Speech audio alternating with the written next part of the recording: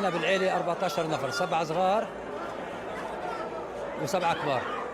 This is our houses, but they want to control it. This is the Jewish country. That's the sound of video of some clashes one night in May between Jewish and Palestinian residents of the Sheikh Jarrah neighbourhood of East Jerusalem. The video comes from Global News.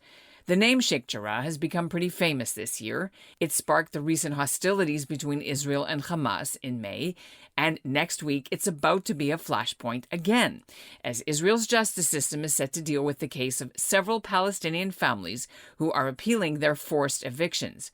The case was supposed to be heard in May, but Israel's Attorney General postponed things until it quieted down, and now it's set to go August the 2nd. Meanwhile, there's also another set of forced evictions in another area. They're supposed to happen August 1st, although the appeals haven't gone to court. In Canada, progressive and left-leaning Jewish groups are watching the situation closely. The youth wings of J-Space Canada, Canadian Friends of Peace Now, and the New Israel Fund Canada have joined together to call on the leaders of Canada's 5 main political parties to pressure Israel not to allow these evictions to go ahead. I think that at the end of the day, we all win, and in particular, Israelis and Palestinians will all win when the international community, and Canada included, enforces international law and, creates human rights for everyone. I'm Ellen Besner, and this is what Jewish Canada sounds like for Tuesday, July 27th, 2021. Welcome to the CJN Daily, sponsored by Metropia.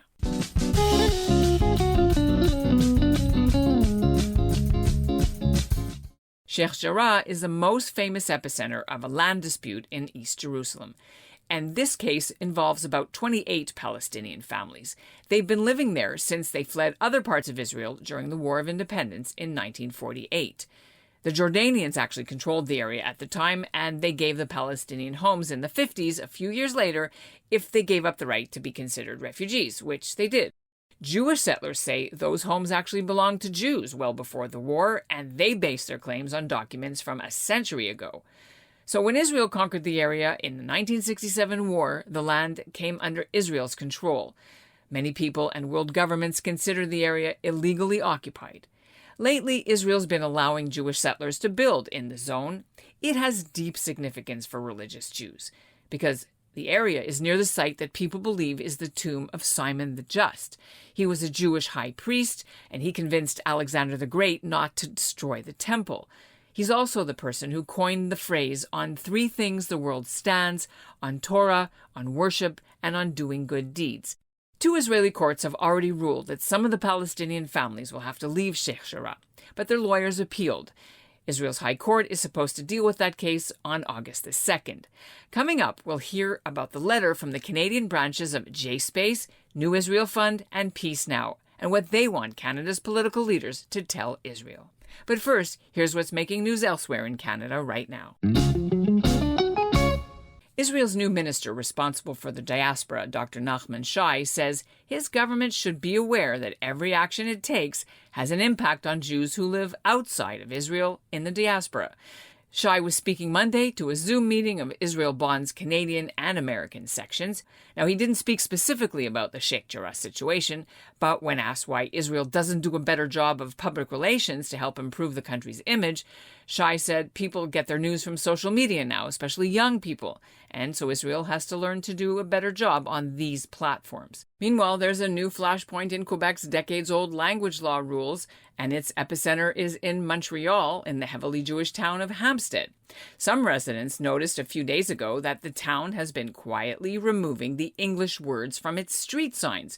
Town officials say they had to do it because they're ordered to by the Quebec Language Office. But after a Montreal Liberal Member of Parliament, Anthony Housefather, told Hampstead they are designated bilingual so street signs can be in both languages, Hampstead has now stopped the work. Local councillor Jack Edery told the suburban newspaper that if the language police come after them, Hampstead will fight it in court. Quebec's Bill 101 made French the predominant language in 1977. Kevin Keystone speaks for the New Israel Fund of Canada's New Generation Group. They're Jews under 40 who support social justice and they oppose BDS. But before you hear our interview, you should know that Keystone is also a member of some other groups, including Independent Jewish Voices, which does support the BDS movement against Israel. And on his personal social media account, he called Israel an apartheid state. Kevin Keystone joins me now. What do you want the five-party leaders to do? Basically, next week, there is a group of households, Palestinian households in East Jerusalem, that are being threatened with forced expulsion from their homes. And interestingly, one of the households, their daughter is a Canadian citizen, Rasha Bouderi, who lives in Ottawa. Her parents live in the Sheikh Jarrah neighbourhood of East Jerusalem, and they've been given until August 1st to essentially evacuate their homes. These expulsions are illegal under international law, and what we want the federal government to do, the letter was also sent to, of course, the Minister of Foreign Affairs, Marc Garneau. What we want the federal government to do is to reiterate the position they've already taken, which is that they oppose these forced expulsions, they oppose settlement expansion in East Jerusalem and the occupied Palestinian territories, and to urge Israel to not expel these Palestinian families. It's just to go public on things that they've already told the Palestinian and Israeli leaders just as recently as his last trip to the Middle East in the beginning of July. It's not new policy. Same thing with the NDP. The NDP's policy has been very clear, for example, on these issues, right? That's exactly right. It's not new policy. It is absolutely positions that the federal government has already taken, and in particular around the forced expulsions that we saw in Sheikh Jarrah in May that ultimately led to the violence at that time. But we really want the federal government to sort of put their money where their mouth is and urge Israel to respect international law, of course, and also to not go through with forcibly expelling these families in August. So what are you guys worried will happen either way? If Israel's courts rule that these houses are going to the Nachal Shimshon group and whoever else claims ownership to them, what do you fear will happen? I mean, May wasn't that long ago. So this is it. So we are concerned that we could see at some level a repeat of what we saw in May, which is, tearing apart of civil society in Israel and in Palestine, that it's possible that we could see again violence, which is what we saw in May. And we are definitely concerned about those possible outcomes. So your group's letter was about the upcoming court hearings and August 1st and August 2nd deadline. But there are wider issues, the rights of Palestinians and demolitions by the Israeli forces, Israeli government, and settlements as well. So how does that play out as far in besides these two key dates? Well, absolutely. So there are wider issues. There is, of course, the forced expulsions that we've talked about. There are the demolitions of homes and businesses. In particular, there was a business that was demolished in Silwan recently. And in fact, speaking of Silwan, there are 86 families there that are under threat of expulsion, but there are 20 homes that are at imminent risk of demolition. And in Silwan, the homes of more than 1,000 Palestinians are under threat of demolition. The Israeli government, through its restrictions and regulations on building homes and zoning bylaws and that kind of thing, also prevents Palestinians from being able to build homes and build businesses. And this is also part of the overall campaign to, frankly, replace them with illegal Israeli settlers and settlements. So not only are we calling for the end of forced expulsions and the end of the home demolitions and evictions, but we're also calling for adequate permitting so that Palestinians can build their homes, their businesses, their communities where they live. Understood. I do need to ask you, on your Twitter, your personal Twitter, you've called for supporting BDS through your union, and you called it Israel apartheid. So is that words that the New Israel Fund would approve of as well? So the New Israel Fund of Canada does not support BDS and is very much in support of a two-state solution. So is there anything else you want our listeners to understand? Yeah, I think Israeli human rights and Palestinian human rights are inextricably bound. They really are bound together. You cannot have one without the other.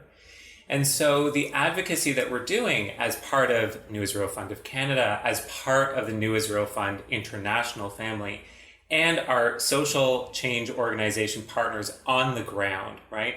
Omdim Biyachad, Standing Together, which is an organization that works to bridge civil society and bridge the divide between Palestinians and Israel. Ir Amim, which works for the human rights of everyone who lives in Jerusalem, whether Palestinian or Israeli. And so when we advocate for Palestinian human rights and Palestinian civil rights and political rights, freedom of movement, the end of the occupation, we are doing this, of course, in service of Palestinian rights, but we are also doing it in service of Israeli human rights. And we are doing it in service of a just and democratic Israel, and one that stands for its founding principles as articulated in its Declaration of Independence. So we do this in service of Israel as well. And that, I hope, the listeners of the CJN Daily will really take to heart. Keystone is a Toronto-based writer and researcher, and soon he'll be heading to Harvard University in the fall to study theology. By the way, the Canadian Friends of Peace Now are sponsoring a virtual event Friday from Jerusalem. Residents of the Sheikh Jarrah neighbourhood will speak, and members of Israel's Knesset will be there too.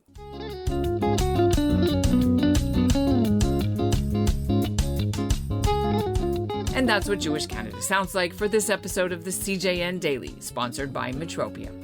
Integrity, community, quality, and customer care. And today's listener shout-out goes to Judy Gutman of Toronto. She helped me pick the theme music for the CJN Daily that you listened to when we launched in early May, and so I want to say thank you to Judy. And we'll end this episode with a clip from Sunday's rally outside Toronto's City Hall. It was organized by the group End Jew Hatred. About 100 people showed up. They're demanding better protection for Jews who wear Jewish symbols in public, like kippahs. We demand a world in which Jews can live free of discrimination, hatred, and oppression. A world in which our civil rights and human rights are protected by laws, and our inclusion in society is backed by societal consequences for those who dare violate our rights. Today, we stand with End Jew Hatred Berlin, where Jews are expressing their demand to be safe to express themselves by wearing Jewish symbols.